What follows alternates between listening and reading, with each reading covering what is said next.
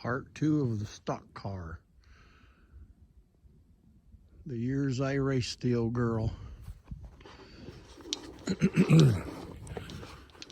Yeah, I got her built in '97. Try to sit down here and see what it's like. And run her. I could do pretty good. Went to different tracks around, and I was great in the corners, but second gear was out in the automatic. So once I come out of those corners, the other drivers, once I got 100 feet, they would just zing by me, and then I could catch them at the corner again, but I could never get any progress. So I raced like that for a while, and I'd gotten me a book on automatic transmissions. I'd never messed with an automatic transmission before. So I got me a book on how to overhaul a transmission. So I read that book, and I read that book, and I read that book. And finally I took that tranny out of it. I made a place in the shop for it that I could hang it upside down and take it apart, just like I followed the book, step by step. Took it all apart, and the second gear you could see was out of it. The disc was shot. And but anyway, I took it all apart and got ready to put it back together. But I got a kit that was called a quick shift kit, and that meant drilling some of the races, or whatever you want to call them, where the little ball bearings set. And so I did that, and put the old baby back together, and took it out on a dirt road and practiced with it, seeing how she was doing. And I had second gear now, and it was quick. When you'd take off with that baby and shift, and it would jump, And so the first race, where was my first race? It was either Eldora, might have been Algona. Went up to Algona, and the guy that was putting it on, he says they're going to run us 6 cylinders with the V8s. And he says, being we're V8s, we have to hang to the back for a lap or two and give them 6 cylinders a chance. So I'm thinking, okay, that's fine with me. So, and he had a V8. And so we start going, and we hadn't went very long, and he takes off. I'm thinking, oh, so much for that. So I take off. And I don't remember how many laps it was, but anyway, I ended up going up through there, passing them one by one. There was one guy hit me real hard. I think we was going into turn 2, and I was like halfway through it, and kabang, I got hit in the back pretty hard. And I didn't lose it or nothing, but got her together and got going again, and I picked them guys off one by one, and there was 13 of them, and I ended up winning that race. Well, they didn't even acknowledge that they didn't want us there. They didn't acknowledge me and this other fellow that was there. They didn't acknowledge that I won the race, but I let out a war whoop when I went by anyway. And after I got out of my car, I let out another war whoop. And but anyway, that was my first win.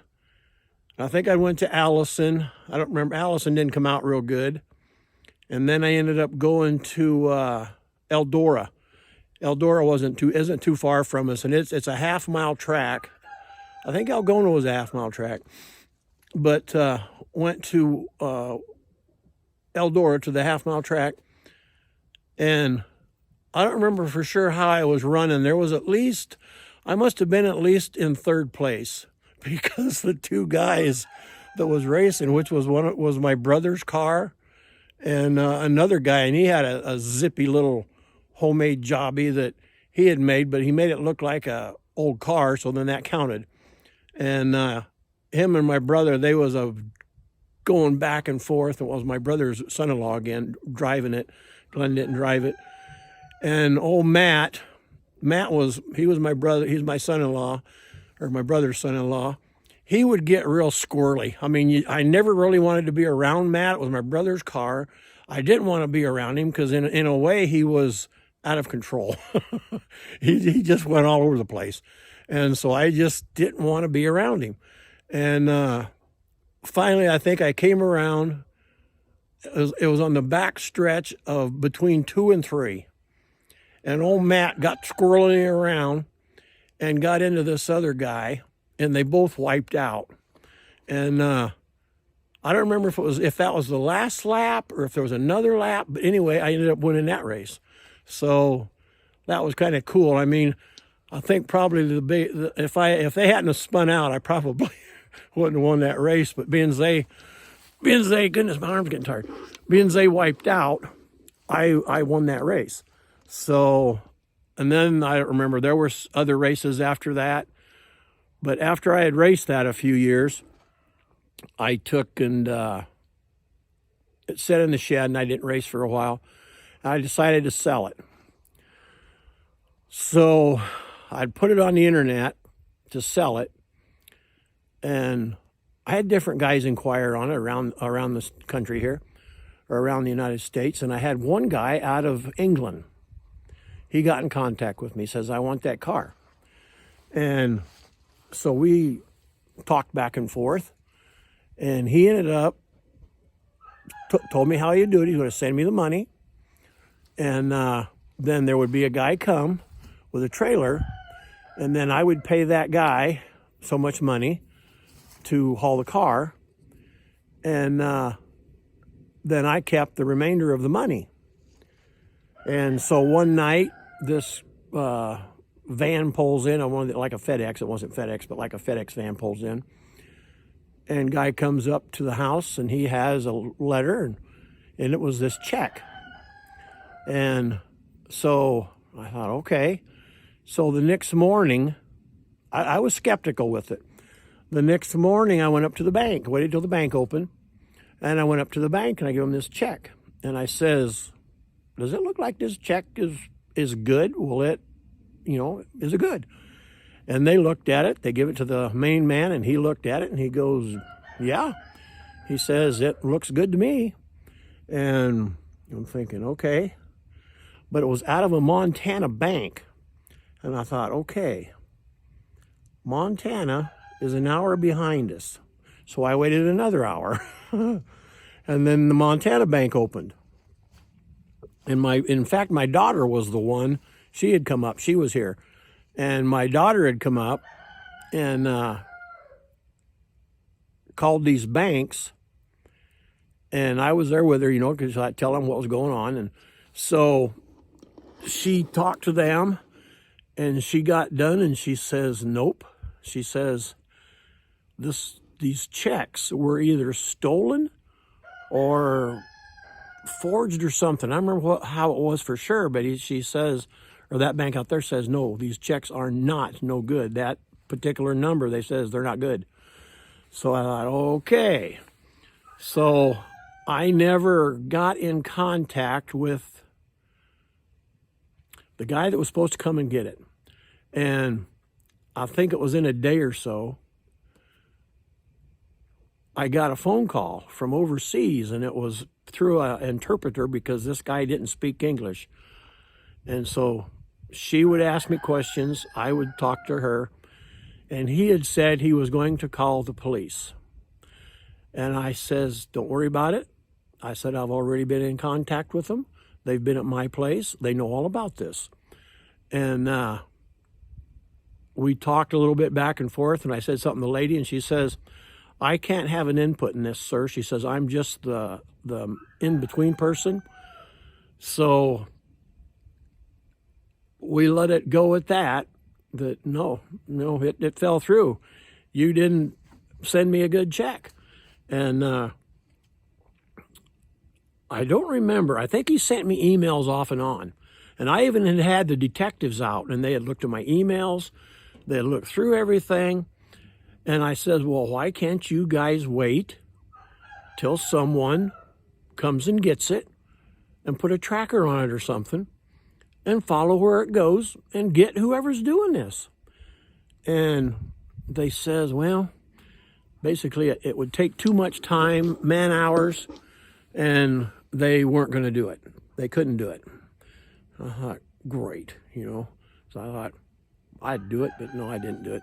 But anyway, so it ended up all falling through. Yeah, I didn't hear from him anymore. the check. I think I probably just give it to the detectives or burn it. I don't remember. But anyway, that fell through. So then, anyway, after that all fell through, I still had it on the internet for sale. And this guy from Minnesota bought it. And this was in 06.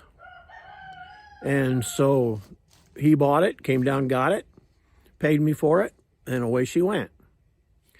And so, let's see, time had passed, and I was in a truck accident and broke my back, and working with workman's comp, I was having hip troubles too.